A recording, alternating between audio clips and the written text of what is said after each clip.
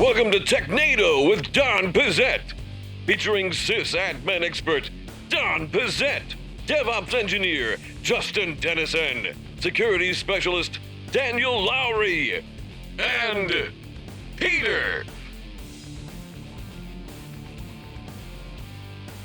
Hello and welcome to Technado with Don Pizzette. I'm your host Peter Van Rysdam, joined here in the studio by Don Pizzette doing his best Gordie Howe cosplay. How you doing? That's right. Yeah, I need to break my ankle and get in a fight. So that's going to be later in the podcast. You want to stay tuned for that. You have way too many teeth, Don. Pulls my shirt over my head to beat me.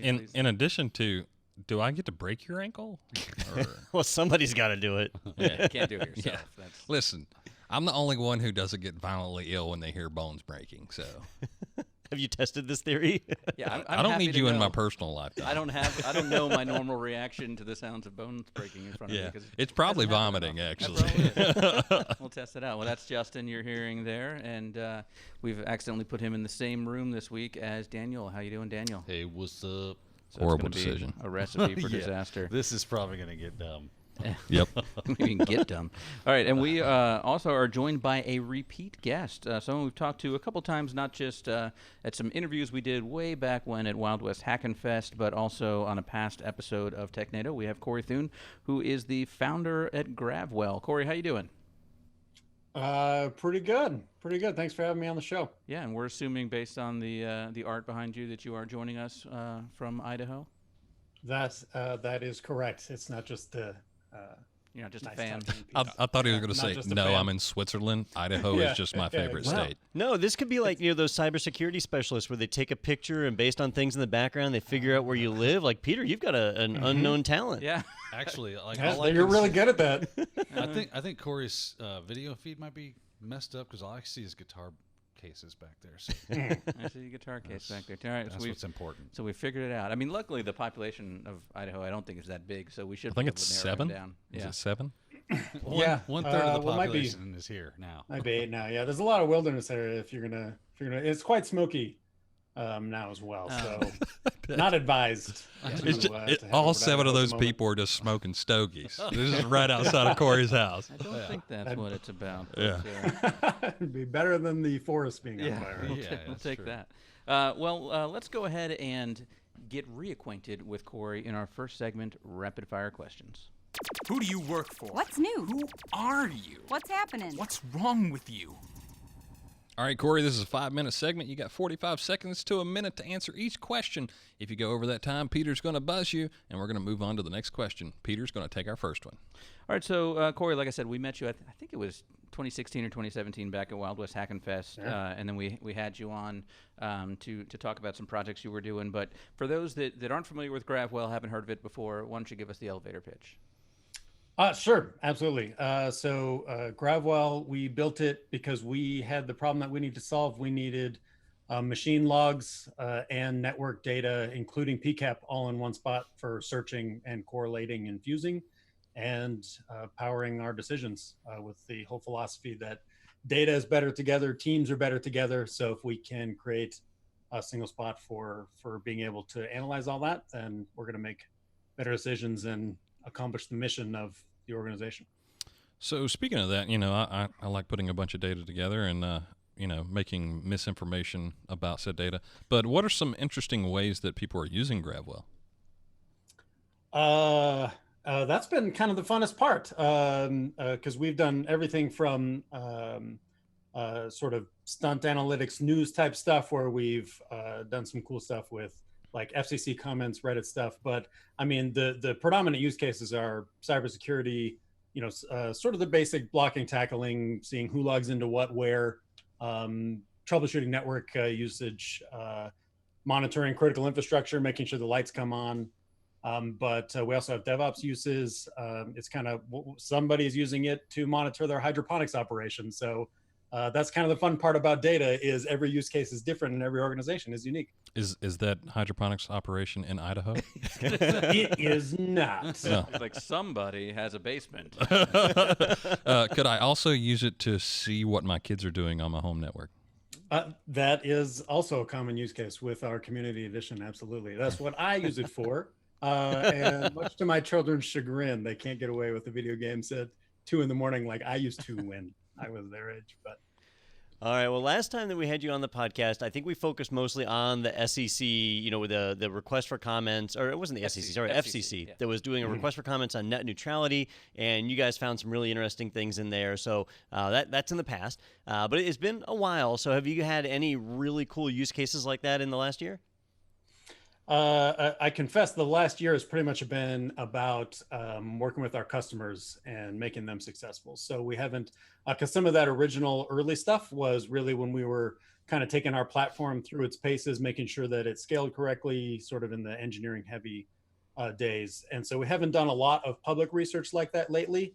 Although this being an election year, we've spun up our Reddit ingesters and Twitter and things. So we'll kind of do some more of that, which was a fun project that we did, I think about a year ago. But yeah, we're planning on doing a little bit more of that, just to kind of see what shakes out or what's going around on the internet as we're heading into election season for sure. Now, Corey, one thing that makes Gravwell different from its competitors is the pricing model. I was reading an article that you did last year about Chromecast and how they were kind of going ballistic with some DNS querying and how that could have gotten expensive really quickly and how Gravwell was helpful for that. That being said, how is your pricing different than your competitors? Yeah, that's a good point. So in the Chromecast example specifically, if it, there's a lot of DNS stuff and in certain circumstances, it can kind of blast. But sort of with, that was one of the original problems we had was, a lot of the tools in this area price for every byte that you put in. It's usually measured in gigabytes per day or whatever, but that just kind of doesn't work because things are unexpected. And sometimes you want to, add information and put everything. And the fact of the matter is the more data you have, the more and better answers you're going to get. So that was our whole thing, was we wanted to make sure that it was always an unlimited data for people who purchase Gravwell. So we took an alternate approach where it's more about, what does your infrastructure look like? It's a little bit more like VMware, right? Like VMware doesn't charge you for every virtual machine you put in or you run. They did it based on your node cluster size. So that's how it works, at least in managed infrastructure and on-prem, but then cloud is, of course, a different animal. So we have about 40 seconds left, so I'm going to let you bank this time, and we'll put it to the next segment because I definitely want to talk a little bit more about that. But I did want to ask. I was kind of disappointed when you logged in. I saw some pictures on your LinkedIn where you had a really good quarantine beard going, and it's I know. way down. What happened? I know, it's terrible. Well, I live with people, and. And eventually the quarantine beard got to be a bit too much. And so cut it down, but that's how it goes sometimes. So well, I think for those that are watching the video, it's pretty obvious Justin does not live with people. Yeah. Also, I'm just trying to figure out, how do you keep hot sauce from dripping onto your shirts now? That's why I keep my beard. Oh, that's why it's there. Yeah. It's important to save that for later. It's a I do think so. Built-in napkin. That's a smart And way to yeah, use it. if you were missing hot sauce when you got a hamburger or something later, you just you just make sure you got a little bit of juice and you can re-wet it out of your beard. exactly. Now we've wasted that time that we banged. Life pro tip. That's not wasted. Yeah, that was a good tip. Full of I'm them. I'm full of them. I'm going to write a whole bunch of tips gotta on remember, having though, a big scraggly beard. Mayo's on the right, hot sauce is down the middle. Yeah. What do you need? There Yeah. you go. All right, well, let's get to our next segment because we've got the reason we have Corey here today is we've got some news to talk about, some new tech from them in our segment, New Tech This Week. New. Tech this week, we got the scoop. That's what I just said. All right. So the new tech is what is this, version 4 of Gravwell? Yep. So what's new in version 4? Yeah, absolutely. So this is probably our most exciting release to date. So version 4 in Gravwell, we're calling it the Big Bang release because in some ways this is a bit of a beginning for, or sort of a newer beginning for us as a whole. So we've already kind of briefly talked about what the idea behind Gravwell is. It's sort of it's in the data analytics space. A little different than your sort of traditional SIMs in that when we say data agnostic, we really mean it because the data is an ingest first, ask questions later type of a thing. So if you come up with some, super cool algorithm or some type of detection or IOCs, you can go back in time and replay those on your older data, search back, and you didn't necessarily have to know the format of the data before you started ingesting it. And so that's what enables us to take in like PCAPs at scale, NetFlow data alongside your traditional logs and that type of stuff. And so that's kind of been our bread and butter. Again, like the FCC comment stuff was proving this out. We've done some really interesting experiments where we search video and do things like correlate with badge swipes. So I come from a DOE background, and piggybacking into secure facilities was a concern. So the idea that you can take the video into Gravwell and the system logs from the badge system and kind of be like, how many faces were on the camera at the time of the badge swipe, to just be sort of a basic correlation, like, do we potentially have a piggybacking type situation, which is kind of all about taking those different data sources, put them together, get answers out. But up until sort of this release, the primary way that people would use Gravwell is through the query syntax, which is a lot like the Linux command line, where you take modules, kind of pipe one module into another one to build up your pipeline. And then in the end, the results come out for how you're writing these queries. It's not really like an SQL, but more like you're building a pipeline. But the fact of the matter is that like junior analysts and not every organization has the type of people who can sort of do that. So with this release, we have a lot more sort of out of the box type stuff. This is where we have our kits, which is similar to like apps and something like Splunk or other tools, where you've got sort of a pre-built set of searches, dashboards, etc. for a given use case. So like we've got a NetFlow kit. Just as an example, there's a video on our website where I literally walk through having nothing set up to full dashboards and analytics on NetFlow data in less than 10 minutes, installing Gravwell onto a blank system. Now, I've been using Gravwell off and on since I met you 3 years ago, early days of your company. And I'll tell you, those kits were really what blew me away about the 4.0 release. And it was when I was reading your press release, I was like, oh, we got to get Corey back on to talk about that. Because in the early days, you had these great ingesters. You could get all this great data in there, and then you were kind of thrown to the wolves. You had to create queries and charts and whatever to make it usable data. And so to have that canned, just ready to go, is a really awesome thing. And you guys have added a bunch of them.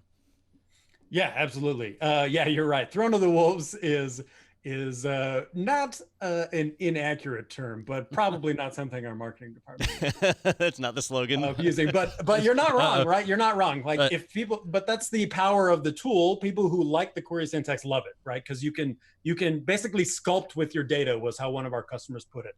They feel like they're able to manipulate, move it around, answer all the questions that they want. But you're right. That's kind of, if that's not your jam, or you're kind of looking for quick answers for a common data source, that kind of sucks.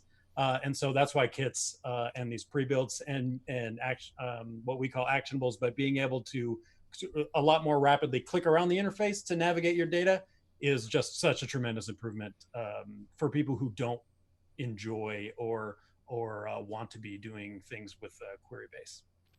You mean quitters?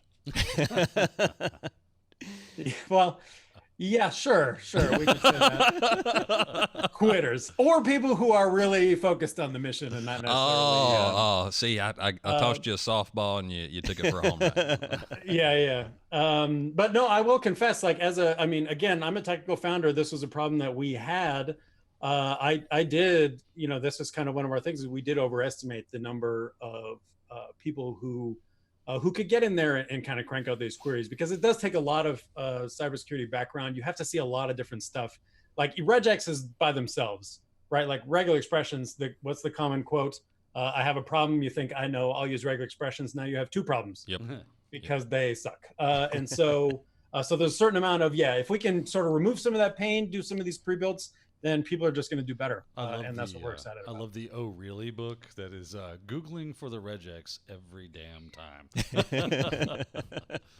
So Corey, is this something that's out in the community edition as well, or is this just in the enterprise version? Oh, yep, absolutely. So we do have a community edition. It is free for home lab use. You can ingest up to 2 gigabytes a day worth of data, but we kind of have an ongoing. If you do a little feedback survey with us, we'll bump that up to 4. no problem. So if you're doing some stuff at home, like you said kind of earlier, you want to monitor your home network, see what kind of flows are going on, check the firewall logs, check the system logs. This is perfect for that. Well, So you can. I should clarify, when Justin said his kids, he was referring to his marijuana plants. That's what he called. Oh man, I'm about to get raided by DEA. So he wants to keep an eye on what his kids are Yeah. up to. I'm like- Yeah, it's absolutely great for that. And in fact, one of our kits that we have, well, it depends on, your operation. If it's indoor, then maybe this doesn't matter. But you can get the weather right there in Gravwell, and so you could correlate and see how well your yield is compared to the humidity, factors like that. That's all I important. can correlate how the FLIR cameras are going to light up my house at night, depending on the relative temperature. Exactly. It would be awesome Find if out the what DEA satellites- is using this technology to also correlate their information on Justin. Yeah, Well, there you they're go. like, we got Gravwell for Justin, 4 gigabytes a day. Got him. Now, There's another Justin Dennison, so it's not me. I do want to mention a little something. I know sometimes when we have an interview about a product like this, it can maybe sound like an advertisement or something, but we have not been paid by Gravwell at all. But it is a product. Why haven't we? I know. Well, it is a product that I love. I've actually used it for quite a few odds and ends over the years. So examples of ways that I've used it, not for a grow house, but I've used it to harvest egress data to identify anomalies so that I could see if data is being exfiltrated. I've used it to analyze denial of service traffic to be able to recognize a pattern to help with filtering on firewalls. I've used it for a lot of odds and ends, even simple things like just aggregating log data, using it as like a centralized location for syslogs, which is not really what it's intended for, but it does a good job at. So it's a really powerful program. The community edition is free. Jump over, download it, check it out. The biggest benefit it has is something that that Corey hasn't mentioned, in my opinion. Similar products like this, like if you want to stand up an elk stack, it takes forever, and it takes a lot of different components. But with Gravwell, I mean, they've got a Docker container. You can have it up and running in a matter of minutes and be ingesting data before you know it. So it's just a really awesome product all in all. But Don, how else am I going to spend the next 3 days setting up my Elasticache server, my Logstash, and my Kibana dashboard? I mean, listen, what am I going to do with that kind of time? I know. Apparently, you're gonna have to- operate a grow house. Just so we're clear, I feel compelled. I don't grow marijuana. Yeah, but it was funny because Don was like, I don't use it for a grow house. I knew he was going to be like, but my methamphetamine operation. He's pure white China. That's I appreciate those words, because it's always great to hear how people are using the tool, and that's that's right in line with what we did intend it for. I think your syslog example is actually in line with what we're looking for, in that it is a place for you to push your stuff. We did build the whole tech stack. We own the whole thing top to bottom. It's custom built time series database in Go. We looked at a couple open source ones early on in the day, like InfluxDB, and they didn't quite do what we needed them to do for this. So we really did have to build the whole thing out from scratch, which was rough. But here we are years later, and the performance is fantastic. It holds its own. We actually have a blog post in a performance comparison with Elk, which isn't quite fair, because really they are different tools built for different purposes. But a lot of people use Elk for log storage, so we did that. And the tool does really well for that purpose, because it was custom built to do that, to take time series log data, network data, and be able to do the interesting analytics on it all over time. Which, when you're dealing with security, user behavior analytics, all that stuff, that's how everything is. It's not like I store this record in a database and then I just need that back. So since it's not that simple. Since it's built in Go, I'm guessing that's pretty, like if Peter wanted to run it on his MacBook, I wanted to run it on my Linux server at the house, and, somebody who has a Windows machine, I don't know anybody other than Don, they wanted to run it there. I guess, I don't really have to worry about that. It's, do you support all those platforms, or? We do require the Linux kernel just for performance reasons. So that is a limitation, but like we have Debian packages, we have Red Hat packages, RPMs, we have a Docker container. So if you it's as simple as apt install Gravwell. Okay. Set up the repo, and then you're done. It installs and gets run up, especially if you're just doing a single node, like simple setup, you're golden. And then it scales out to, our largest customer is doing 100 terabytes a day worth of stuff. So it can get quite large, and the performance is fantastic the whole way up. That's one heck of a grow house. Yeah, I thought he was going to say it's somebody who just has a bunch of children watching TikTok. Somewhere in central Mexico. Yeah, there's all that spy data that's got to get collected. Yeah, you know? yeah. There's a He's lot like, that's gotta do it. he's like, listen, if they're collecting it, we might as well have a copy. You know. Makes sense. So if people want to go ahead and check out that community edition or even the enterprise level, where should they go? Yeah, for community edition, you can go to our website is gravwell.io, and the community edition is available there. That's the free version that you can download, use forever, but it does have a data limit on it. If you're interested in trying it, for business reasons, commercial reasons, we have a free trial that gets set up there as well. So plenty of ways to kind of download and start playing with it, and yes, get answers out of your data, see what's going on. I will, fair warning though, if you have the ability to see things, it kind of turns you a little bit paranoid. Because you wonder why is this paranoid. communicating out here? Yeah, so Yeah, not good in Justin's line of business. Yeah. We're all wicked paranoid. It's not. I'm just paranoid in general. Working here has actually made me more paranoid anyway. So Well, I just figured that everybody's out to get me. I mean, Daniel told me today how he can hack into my camera. Yeah, bro, we did that like 3 years ago. I know, but he's got proof of concept now. So. By the way, you should probably stop storing your money there. Oh, okay. Good to know. Good to know. All right. So, anything else going on with you guys in terms of events? I mean, you guys probably been pretty busy with this version 4 announcement, but didn't you just have a virtual event or something? Yeah, we did some stuff for the Virtual Hacker Summer Camp, and some webinars and things. I mean, everybody's trying in the remote sense. What we've been, we put out a fair amount of content. I've got a blog series going right now where I walk through Sysmon. So if you're curious about that, that could be something to check out our blog on the website, because I'm walking through each and every Sysmon event, talking about where it's useful in a threat hunting perspective. And if you're unfamiliar, Sysmon is a Microsoft endpoint tool that gives you really good logging, DNS logging, process creation, all the really interesting stuff that is otherwise usually pretty tough to get is there, and it's free. And so we've got that series going on. We've got a couple other ones. Core DNS is a post that we put out right now. We try and make our blog about the data sources and the benefits that you can get by analyzing them, and not so much like, look how great Gravwell is or whatever. So even if you don't use our tool, these blog posts are still, I think they have useful information. Yeah, definitely. And if you want to go back and read that blog post about the FCC comments, or listen to our interview that we did about that, you can search for that old episode. And I'll be curious. Hopefully, we can get you back on maybe in the new year after the election. We can kind of see, depending on who wins, Russia or China, we can find out how they went about winning. I think they're going to divvy up. I think it's like West Coast, East Coast at this point. Yeah, build a wall. How did they do it in Red Dawn? They didn't get that far in the mission as Wolverines. Yeah, that part's been pretty interesting. I've learned some interesting things about applicability of machine learning when it comes to sentiment analysis and stuff like that. Where it does really well and where it kind of falls on its face,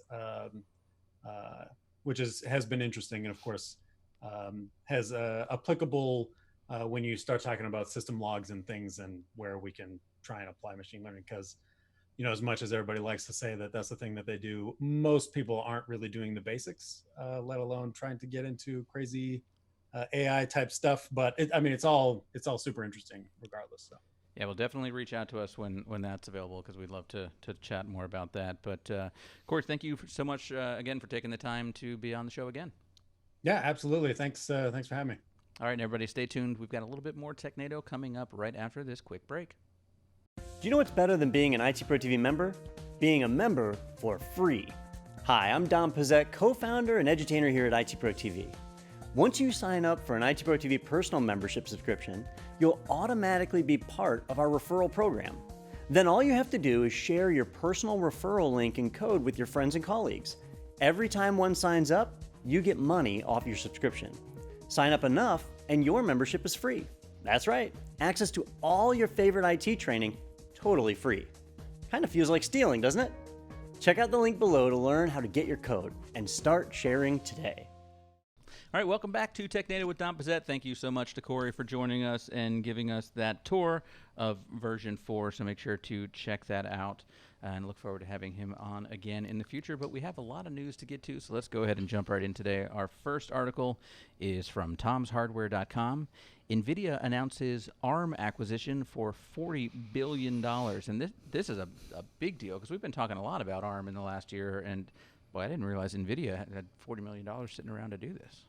Well, technically they didn't. This is one of like a those where it's stock. like stocks and other things. But I think there was something like $24 billion in cash. So there was a lot of actual money trading hands.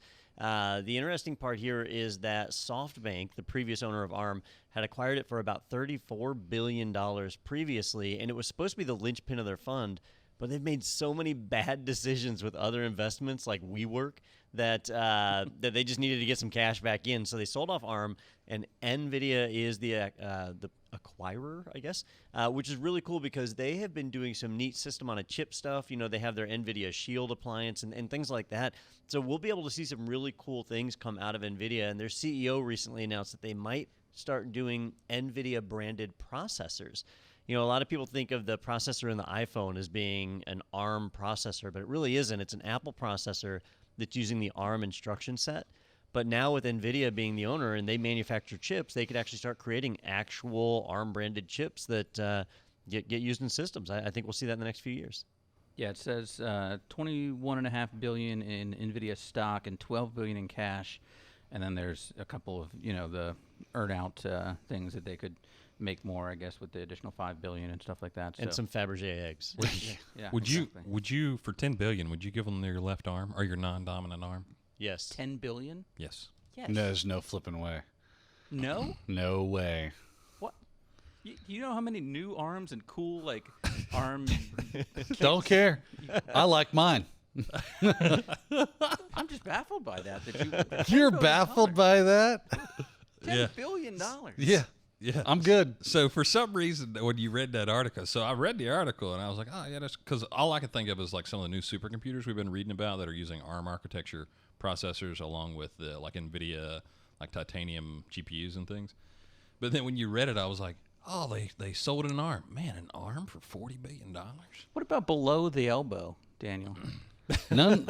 Listen, unless we're talking about shaving quarters of an inch off of any fleshly part of my body, there is no money. You could have Luke Skywalker's hand. I'm just saying. But I can't because it doesn't exist. That is a good I point. want Ash's hand for $10 billion.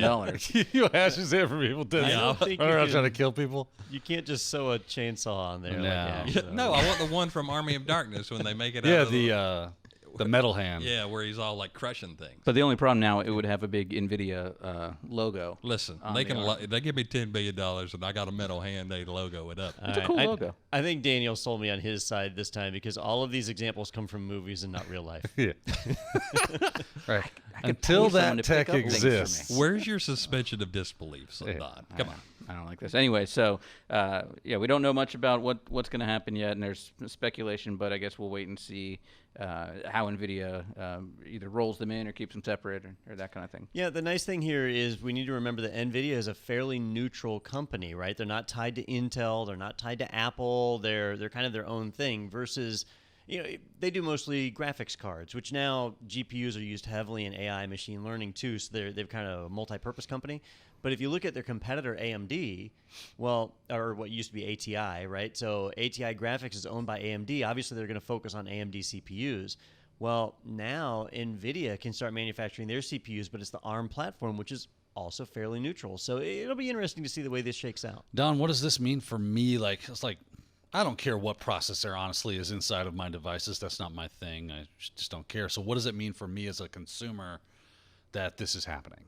So it means that an American company now owns ARM, even though it's UK-based, and they said they're going to leave it in the UK. So that's one piece of it. It's now an American company. The second thing is you've got a company that can make a full system on a chip. So expect to start seeing NVIDIA in your cell phone and other things. And that means that you'll get better graphics performance because they're a graphics-focused company right now. But I think where the biggest difference is going to be is not with the regular consumer, but is going to be with people that do AI, the machine learning workloads that are out there in the cloud. We're going to start seeing a lot more of that deployed in AWS and other places. All right, our next article is from TheVerge.com. Yubico's new USB-C security key with NFC could be the one key to unlock them all.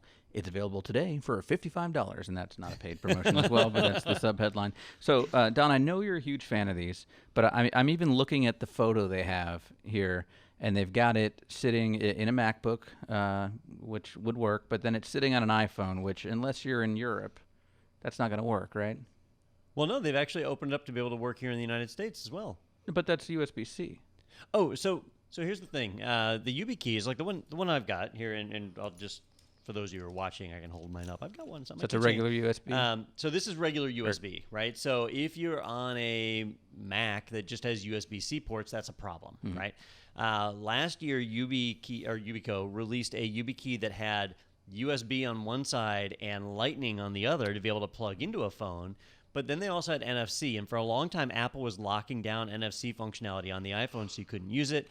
Yubico worked with Apple to be able to get that functionality enabled, so it does work now. And this newest version of their key replaces the old style USB connector with the new style USB-C. So it's got USB-C and NFC baked into it. And so in theory, this is finally the one key that will work with Windows, Mac OS, iOS, Android. Before you kind of had to buy the right key for the mixture of devices you used. And if you were somebody like me who uses all of those devices, there really was no one key that worked everywhere. So now we have that, and you can still get a USB-C to the regular USB port adapter, and it'll work just fine through the adapter. So you can now kind of cover all your devices. Wow. That's pretty nice. They saw that their market was like, hey, I want all the things. They said, oh, yeah, okay, we'll give it to you. And it's not cost prohibitive. I mean, $55 for the grand scheme of things is not that much money. Well, I want that Boggle thing, though, where I can make my own password. The random that way. cubes that you have to save. Does this do that? Yeah. No. Well, technically, you can generate your key right there on the Yubikey, and I've used it. Its main intention, I guess, is for authenticating you on websites and other places. But you can store your GPG key there and use it for encrypting email. And when you want to decrypt data, you just have to plug your key in to retrieve the key. You can store your SSH keys on it. You can do all sorts of things with it. Well, so far, I mean, you're the only person I know that has one, but that has probably been because of some of the hurdles like this. So I will be curious to see, Daniel, Justin, either of you guys maybe considering it now? I mean, they're cool tools. I mean, they're cheap enough. They're pretty sturdy from what I understand. So if you want something that's super secure and it's going to be a really good solution for that, yeah, I would go for that. I mean, Don's paying. Well, so Don's I'll tell you, they're inexpensive and they're not hard to use. And for somebody like me, all right, so I'm not a celebrity, right? But I play one on TV. I do have videos on YouTube. People find me. We have through the training I do at IT Pro TV, people will see me there. So there are a lot of people that know me that I don't know them. And so things like my Gmail account, my Microsoft, my Office 365 account, things like that, they get targeted. People try and get into those all the time. So you want to have a second factor of authentication. And text authentication or the little number generators, those work, but a physical key like this is one of the best ways to prove that you are who you say you are. And it's super easy to set up. And so whenever I log in with my Gmail account, I have to plug in the key and touch the little button. And that's it. It's a simple thing to do. So I encourage everybody, if you're not using something like this, you really should look into it. And Yubico, I like them. They're inexpensive. They make a really good product. Google has something similar with their Titan key, and there's tons of third parties out there that make them. They all work really well, so you should certainly look into it. Now, screw them, baby. It's Yubikey all the way. Well, I remember we talked about that Google one when it came out, and we were like, that's dumb. Yeah, we were pro Yubikey. There was an issue for one of their Titan key versions, right? Where Bluetooth. There was a security issue? Yep. Oh, yeah, that's right. Yubico doesn't do Bluetooth, and they've said for a long time that it wasn't secure enough. And Google did Bluetooth, and then they had a problem within the first year. Maybe Yubikey paid Google. Maybe Google should have watched Technado, and we would have let them know. They would have known. known. Bad idea. Yeah. All right. Well, cool. We'll see if anyone actually follows through and picks that one up. Are you going to get the new one? Yeah, I am. Cool. Can I have your old one? No, because I don't know how to properly recycle one aside from destroying Just it. a hammer. Some way. Like, what's Don doing in the parking lot? He's just been backing up and going forward for like an hour. All right, good stuff. Well, we can find out how durable the Yubikey is as well. We can maybe use that as a way to phase out your old one. Don's got his Nissan Leaf doing burnouts on top of an old Yubico. All right. Redefining e-waste. Yeah. This next article is from the BBC at bbc.com. Microsoft's underwater data center resurfaces after 2 years, and that's a shame. It had a huge beard. And Did they not been tie living it in down? the woods. You know, I thought the same thing when I read the headline. I was like, "Oh, did something happen? Did it break loose and it floated up or whatever?" But no, it It's was been living intentional. on bear scat. This is the 21st century message in a bottle. If it's a whole data center that just comes up on shore. So this was the plan, to just put it down there as an experiment, then bring it back up and see how it worked? So we actually reported on this 2 years ago when Microsoft sank this data center. And when I say data center, it's a long metallic tube, and they put about 800 servers inside of it and then sank it to the bottom of the ocean. And the primary goal was to be able to leverage the cooling power of the bottom of the ocean. Like, these servers could be cooled for zero energy. So a zero footprint data center, aside from the electricity that obviously has to be pumped into it to power it, right? And they were testing out, like, is this possible? Can it last for 2 years? What's the failure rate going to be like of the equipment? Because you can't get down there to repair it very easily, right? So they were testing all of this stuff out, and it was a huge success. The machine stayed nice and cool. They did have a failure rate, but the failure rate was about 1/8 of what their failure rate is in a normal data center. So that means that while servers did fail and they couldn't repair them, far less of them failed than normal. So it was a good success there. They're kind of crediting that to a few things. So one thing is they didn't put oxygen in the tube. It was full of nitrogen instead. So humidity was not a problem, and the devices wouldn't corrode, so that made them more durable. The second thing they credit it to is not having humans in there. That apparently a lot of the failures that they track are actually due to humans jostling things around, and that leads to the failure. So not only was it more efficient, it was more reliable. So I think we'll see more underwater data centers like this. So you don't think if they went larger scale on this, it would be something where humans did have access to it because of those things that you're mentioning about oxygen and... Yeah. Humans. So what they would do is, they might sink 100 of these tubes, and that's their new data center. And then when one reached a failure rate high enough, like maybe when 25% of the servers in it fail or whatever, then they would retrieve that one tube to the surface to do work and maintenance on it. But otherwise, they would just leave it down there, and if a server fails, they just block it off, and that's that. For some reason, I just imagine data center workers. You ever run through like grocery store aisles and you just like run your hand along like bottles and things? And you're just raking across them. For some reason, I just imagine them going, "Oh, these servers are down." Well, the picture in this article of them pressure washing this thing after 2 years, the amount of stuff. I mean, like barnacles. Yeah, that is amazing. It's whale feces. It's whale. The amount of Actually, whale it was feces swallowed by a whale, and they had to retrieve it. Yeah, it was the great white whale. They hired this guy named Ahab. Yeah, Where he was got it, this? though. It was in.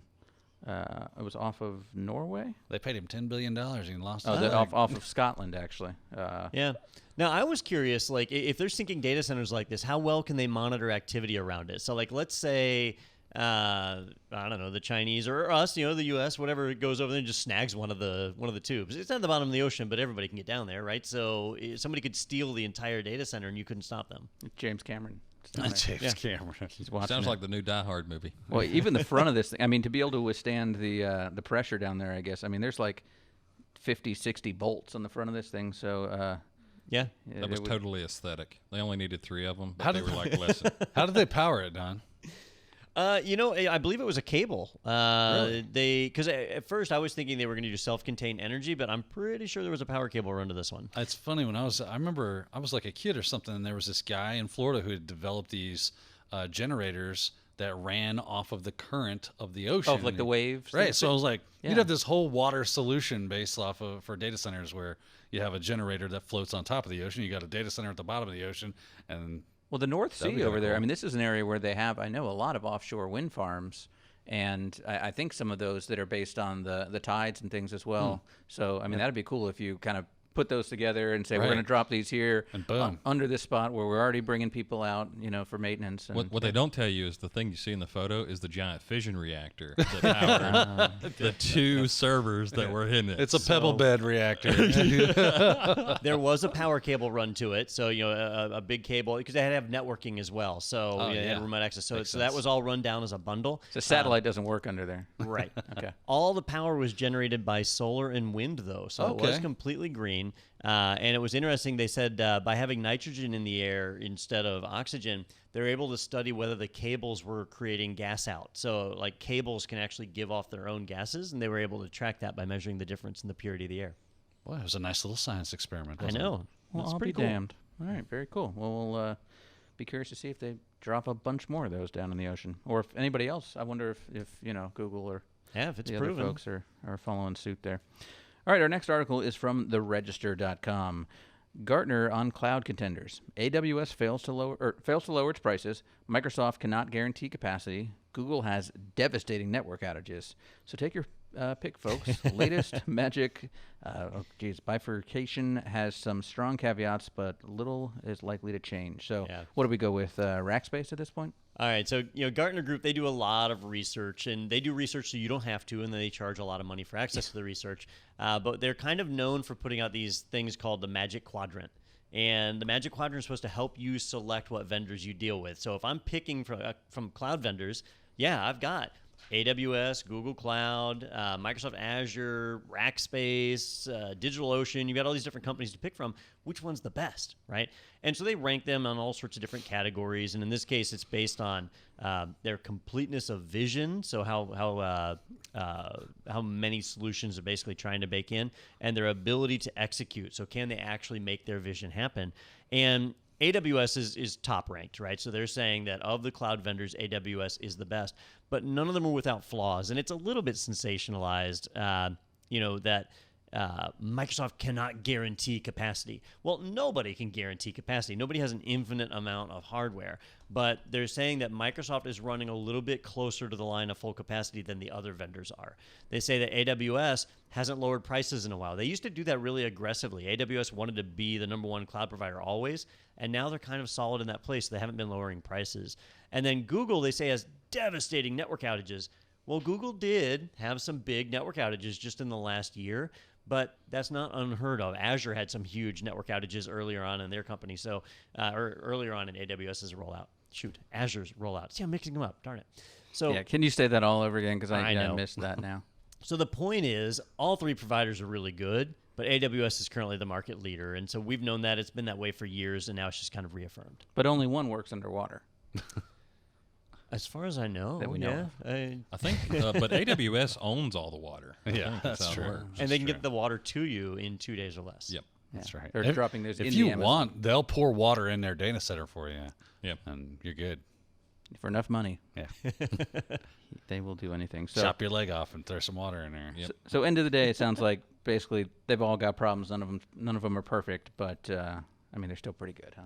Yeah, and honestly, I've got 99 problems, and my cloud provider isn't one of them. I'll tell you, AWS is like ridiculously cheap, so I'm not surprised that they're not lowering any prices. I mean, just as a home consumer that spins up an EC2 instance here and there and runs stuff and tests things, it's not outside of my ability to pay for it. So good for them. Yeah, and when you're the market leader, why would you? Yeah. And so just for the listeners out there, number 1 is AWS, number 2 is Microsoft Azure, number 3 is Google Cloud.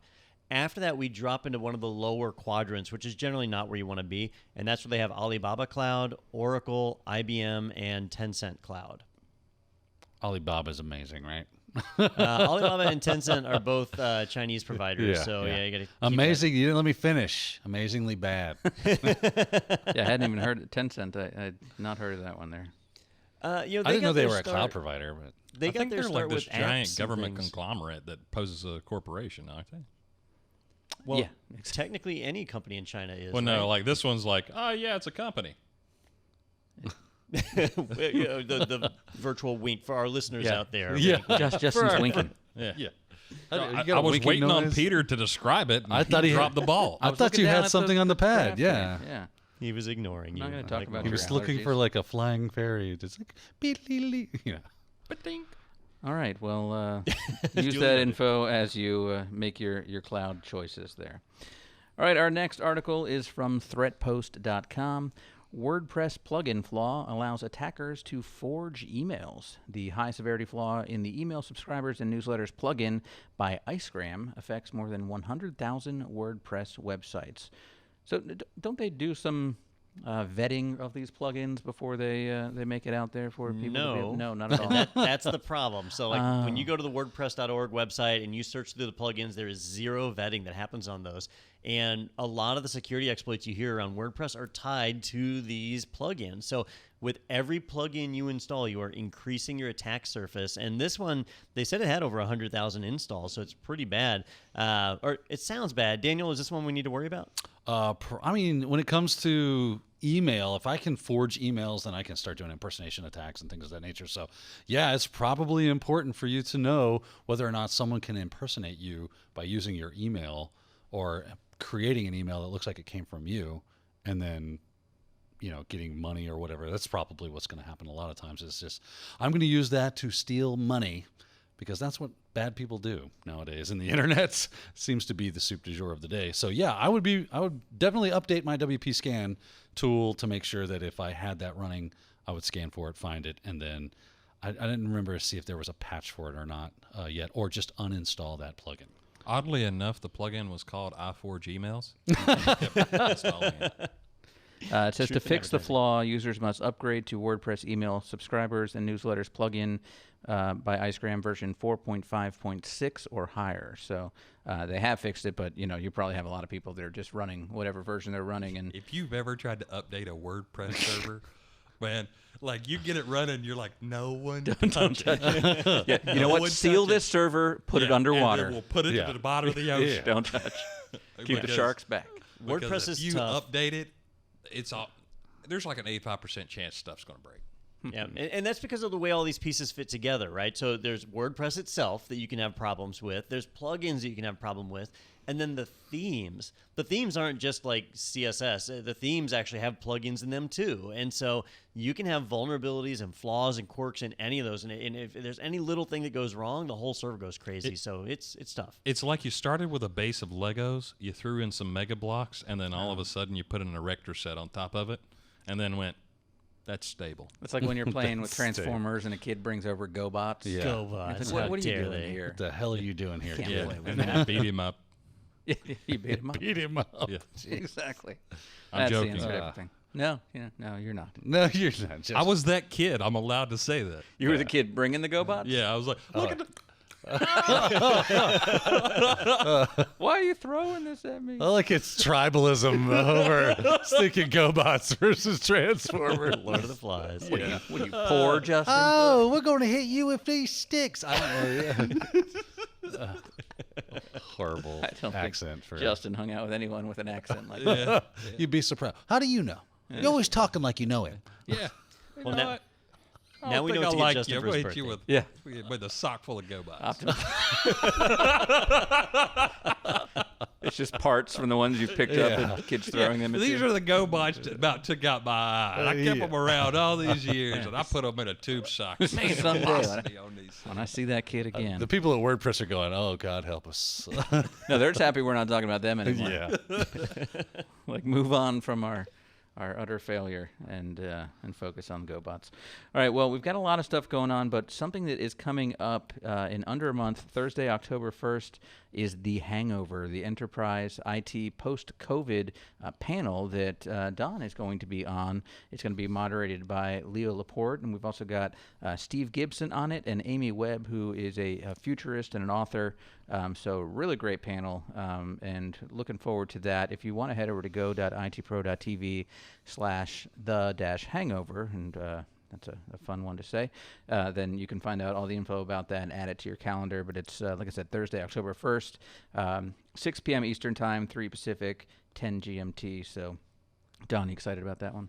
Yeah, it should be a good time. I think I'm the out of place person on the panel, so I'm excited to get in and have a good conversation with everybody. Well, the great thing about a panel is you don't really have to prepare. Don's just ready to personally attack everyone. That's right.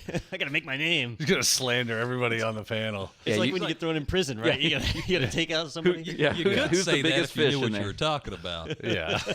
You go right up to Leo, Sounds like something Hitler would say. borrow Justin's Saka GoBots. And go right up to Oh, Leo. now we're talking. I tell you what, I'm about to set up a fake page. SoccerGobots.com. It's got to be available. Right? Yeah. Yeah, none of my stuff was, but that one's available. Just make sure you. Have you ever wanted to defend yourself with old 80s toys? Well, because you look at supply and demand, and you're like, I've got all these GoBots. Yeah. And I Just got a sitting bunch there. of socks. I've got socks. These are two things that nobody wants anymore: my old socks and GoBots.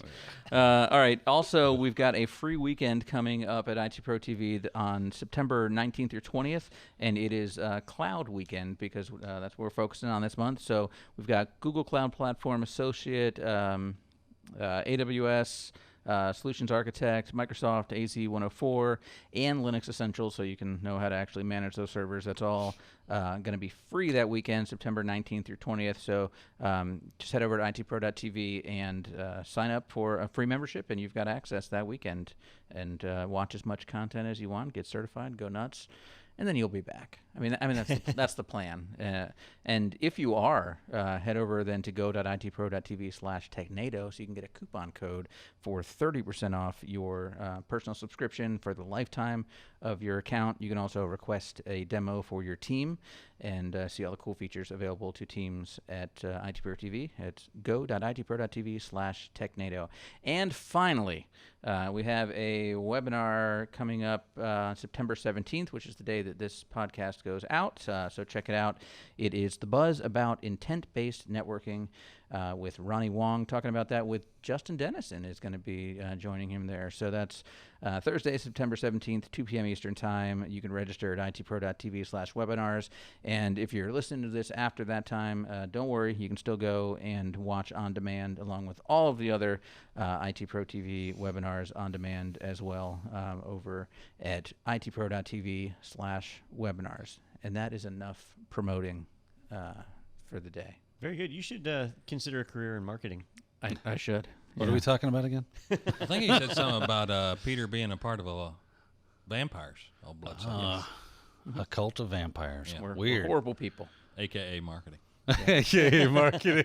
I don't know how I look myself in the mirror, but I can't see myself. Yeah. When I actually No look. wonder you got that beard. I do? I had no idea. I'm surprised the camera picks me up. Yeah. All right. Well, thanks, everybody, for watching. Again, thank you to Corey Thuen for joining us and telling us all about Gravwell. And thank you to all of you gentlemen for putting it up with us and you at home. But we will see you next time on Technado with Don Pizzette.